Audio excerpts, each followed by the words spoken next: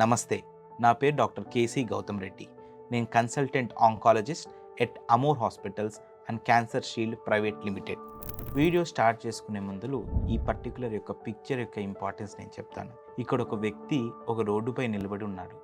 ఒకవైపు చాలా వెలుగుంది, ఒకవైపు చీకటిగా ఉంది.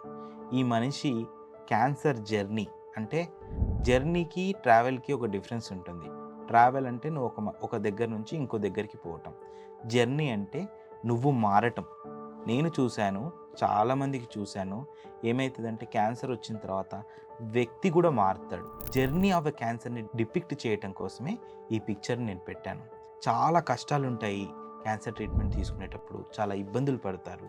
కానీ ఇవన్నీ కూడా ఫైనల్గా సక్సెస్ఫుల్గా అయ్యి పేషెంట్ అటెండర్స్ మారి మంచిగా తయారవుతారు. నాకు చాలాసార్లు అనిపిస్తుంది, ఎందుకు క్యాన్సర్ వస్తుంది, చిన్నపిల్లల్లో క్యాన్సర్ ఎందుకు వస్తుంది, ఏమీ తినకపోయినా ఏమీ తాగకపోయినా క్యాన్సర్ ఎందుకు వస్తుంది అన్న క్వశ్చన్ నేను క్యాన్సర్ పేషెంట్లను ట్రీట్మెంట్ చేసేటప్పుడు కొన్ని వందల వేల సార్లు ప్రశ్నించుకుని ఉంటాను. నాకు అప్పుడు ఒక చిన్న ఎగ్జాంపుల్ గుర్తుకొచ్చింది. ఎవరో ఒక పేషెంట్కి క్యాన్సర్ రావటం వల్ల ఒక పెద్ద క్యాన్సర్ ఇన్స్టిట్యూట్ తయారైంది. ఫర్ ఎగ్జాంపుల్, మన ఇండియాలో అతిపెద్ద క్యాన్సర్ ఇన్స్టిట్యూట్ టాటా హాస్పిటల్ అలా నిర్మించడానికి కారణం ఏంటి అంటే, టాటా హాస్పిటల్ పెట్టినటువంటి పూర్వీకుల వాళ్ళ బంధువులకు ఒకరికి క్యాన్సర్ వచ్చి, ఆ క్యాన్సర్ రావటం వల్ల ఆ టెండర్ చెలించిపోయి ఒక పెద్ద హాస్పిటల్ తయారు చేశారు.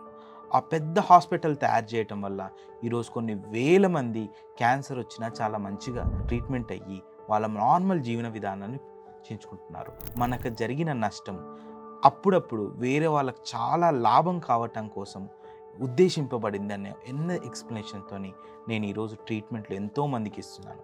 మన చిన్న కైండ్నెస్, మనకు చిన్న మాట, కష్టాలలో ఉన్నప్పుడు ఒక చిన్న సానుభూతి ఈ పేషెంట్లందరికీ, పేషెంట్ అటెండర్స్ అందరికీ చాలా పెద్ద పనులు, ప్రపంచానికి ఉపయోగపడేటటువంటి పనులు చేసే అవకాశం దొరుకుతుంది. అదే ప్యాషన్తో నేను ట్రీట్మెంట్ చేస్తున్నాను. అదే ప్యాషన్ని మా పేషెంట్స్ అందరికీ అడ్వకేట్ చేస్తున్నాను. నా దగ్గరకు వచ్చిన చాలామంది పేషెంట్ అటెండర్స్ ఈ క్వశ్చన్ మళ్ళీ వేస్తారు. చాలామంది డిసప్పాయింట్ అవుతారు, చాలామంది మంచిగా అయినందుకు సంతోషిస్తారు, చాలామంది యాక్సెప్ట్ చేస్తారు. ఇవన్నీ ఫేజెస్ గురించి నేను ఈ పిక్చర్లో డిపిక్ట్ చేయటం అనేది జరిగింది. అలా బాధను ఫేజ్ని మనం డార్క్నెస్లో పాజిటివ్నెస్ని బ్రైట్లో చూపిస్తున్నారు. ముందు ఈ వీడియో సిరీస్లో ఏమేమి జరుగుతున్నాయి అన్న దాని గురించి ఈ చిన్న పిక్చర్ అన్నది జరుగుతుంది. సో ప్రతి పేషెంట్ ఫస్ట్ సిమ్టమ్స్తో వస్తాడు. అంటే అతనికి ఏవైనా లక్షణాలు ఉంటాయి. లక్షణాలు ఉన్నంత మాత్రాన క్యాన్సర్ ఉండే అవకాశాలు లేవు, క్యాన్సర్ ఉండే అవకాశాలు తక్కువ. కానీ యూజువల్గా క్యాన్సర్ ఆ లక్షణాలతోని డాక్టర్ వద్దకు ప్రజెంట్ చేయబడుతుంది. ఆ లక్షణాలతో డాక్టర్ దగ్గరికి వచ్చినప్పుడు బయాప్సీ అని చేస్తారు. ఆ బయాప్సీ చేసిన తర్వాత క్యాన్సర్ ఉందా లేదా అన్న నిర్ధారణకు వస్తారు. నిర్ధారణకు వచ్చిన తర్వాత ఈ క్యాన్సర్ కేవలం ఒకటే దగ్గర ఉందా లేకపోతే రకరకాల దగ్గరకు పోయిందా అనడానికి మనం ఇమేజింగ్ స్టడీస్ చేస్తాం. ఒకసారి బయాప్సీ చేసి ఇమేజింగ్ స్టడీస్ చేసిన తర్వాత స్టేజింగ్, క్యాన్సర్ ఏ స్టేజ్లో ఉంది అన్నది అసెస్ చేసుకుంటాం. స్టేజింగ్ అన్నది రోగానికి సంబంధించింది. క్లినికల్ అసెస్మెంట్ అంటే పేషెంట్ మనం ఇచ్చేటటువంటి ట్రీట్మెంట్ కానీ ఈ క్యాన్సర్కి తట్టుకోగలుగుతారా లేదా అన్నది చెక్ చేసుకోవటం అనేది జరుగుతుంది. ఇలా చెక్ చేసుకున్న తర్వాత 3-4 డాక్టర్లు ఒకటే దగ్గర కూర్చొని ఈ పేషెంట్కి ఏ ట్రీట్మెంట్ చేస్తే ది బెస్ట్గా ఉంటుంది అన్నది అసెస్ చేస్తారు. దాన్నే మనం ట్యూమర్ బోర్డ్ అంటాం.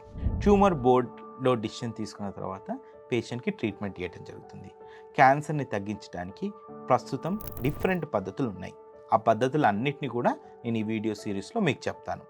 దాని తర్వాత ట్రీట్మెంట్ ఇచ్చినప్పుడు ట్రీట్మెంట్ వల్ల ఇబ్బందుల్ని కంట్రోల్ చేయడానికి మనం సపోర్టివ్ కేర్ అనే ట్రీట్మెంట్ ఇస్తాం.